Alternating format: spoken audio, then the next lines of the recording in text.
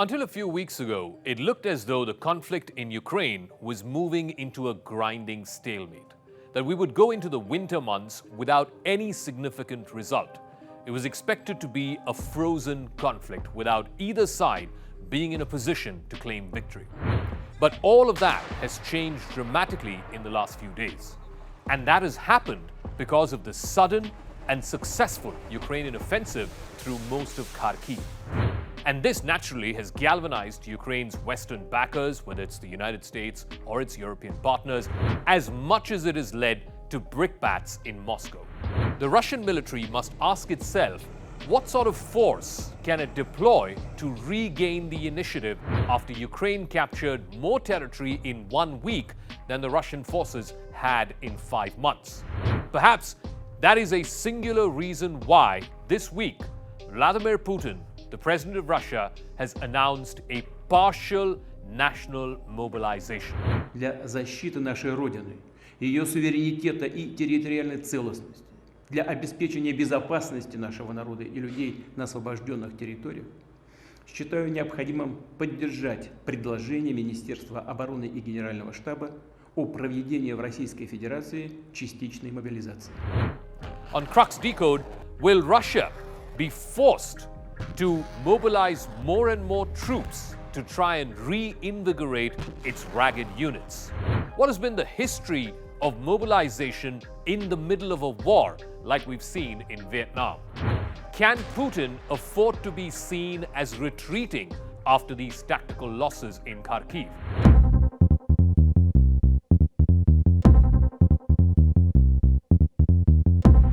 Ukraine's stunning counteroffensive across Kharkiv has presented the Kremlin and Russia's much criticized defense ministry with a range of bad options. As winter approaches, they must choose which front to prioritize and whether to double down on efforts to fulfill the stated objective. And that is the seizure of Donetsk and Luhansk.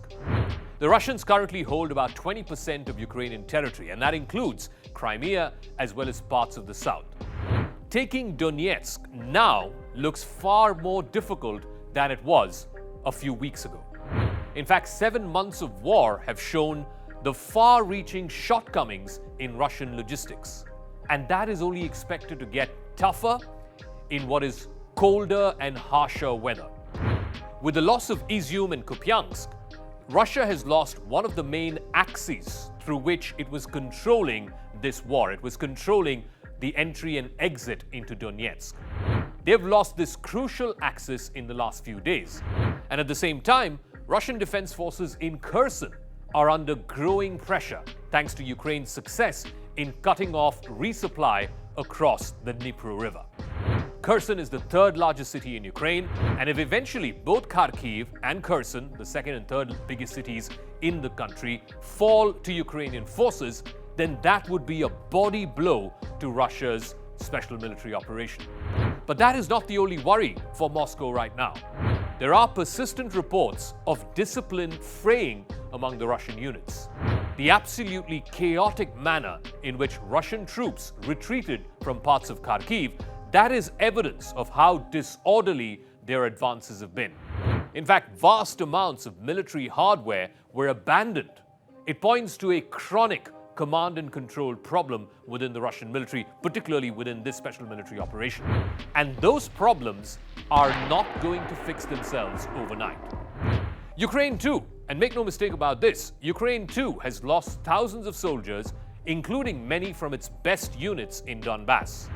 And even today, as battered as it seems, Russia's artillery and its rocket forces vastly outnumber those of Ukraine. But it is unable to leverage this superiority into gains on the ground. About 40% of Donetsk still remains under Ukrainian control. In fact, President Vladimir Putin acknowledged as much last week when he said that the offensive operation in Donbass is going at a slow pace, but it keeps going.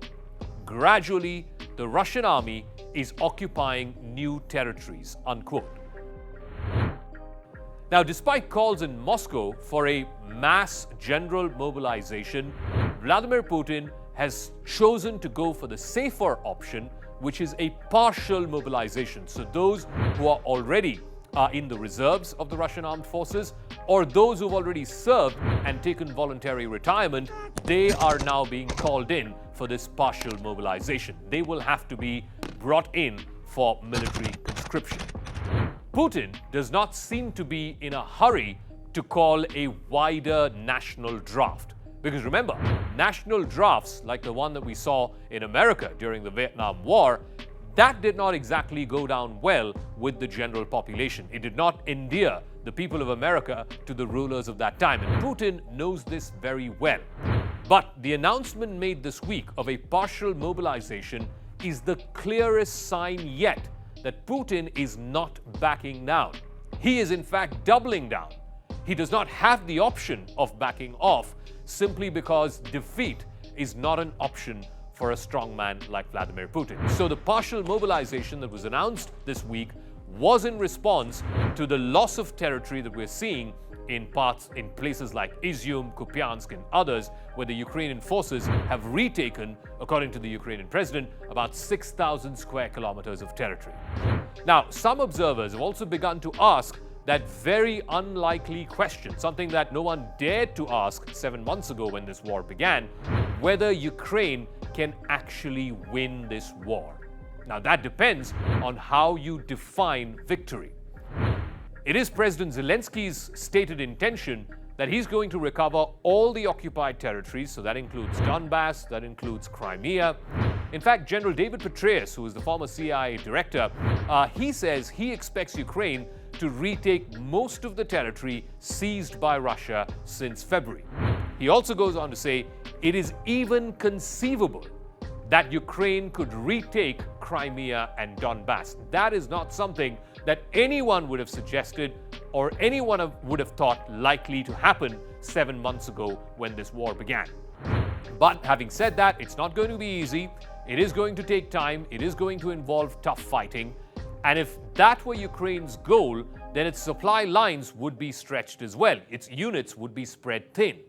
In turn, Ukrainian forces would be vulnerable to counterattacks. And that is exactly what Putin is counting on with this partial mobilization that he's announced this week. Ultimately, Ukraine's battlefield success will depend on a continuing and expanded supply of Western military weapons. There is also the very real danger of Ukraine overplaying its hand. The US is still cautious about sending Ukraine weapons which have a range of more than 80 kilometers, weapons which can strike deep inside Russia. The HIMARS, which they currently have a maximum reach of up to 50 kilometers. So far, the US and its European partners have resisted Ukrainian calls and requests for long-range Army Tactical Missile Systems, or the ATACMS. Now, they have a range of up to 300 kilometers. But the danger is, the more Putin is pushed towards the wall, the more shocking his reaction is likely to be. It could even force Russia to use tactical nuclear weapons, something that he warned in his speech this week. A former NATO Deputy General Secretary, Rose Gottemoeller, told the BBC this week, and I quote, "I do worry about that kind of scenario at the moment. The goal would be to try and get the Ukrainians in their terror to capitulate." Also, analysts have been pointing out that the use of tactical nuclear weapons may have limited military benefits, limited gains on the battlefield. There is also the inconceivable prospect that the Russian military will not listen to Putin's orders. Russia still has an intimidating arsenal of ballistic missiles which could be used not just to gain territory, but in fact inflict catastrophic damage on Ukraine's infrastructure. Remember, Ukraine's power, its water, its communication lines are all still open. And these are sitting ducks, if you will, for a Russian attack. In fact, if you look at Russian state television over the last few days and weeks, pundits there have been arguing for Ukraine's power and water infrastructure to be completely destroyed. There have also been signs with attacks on power lines in Kharkiv, as well as hydraulic gates on a reservoir in Kryvyi, all of which has happened in the last few days. Nevertheless, the trajectory of this war looks very different heading into the final months of 2022. At the start of this war, no one gave Ukraine even half a chance against the mighty Russian war machine. At the end of it, though, it's tiny Ukraine that is looking at better prospects than mighty Russia. And therein lies a lesson for all global powers. The winter of discontent is coming soon.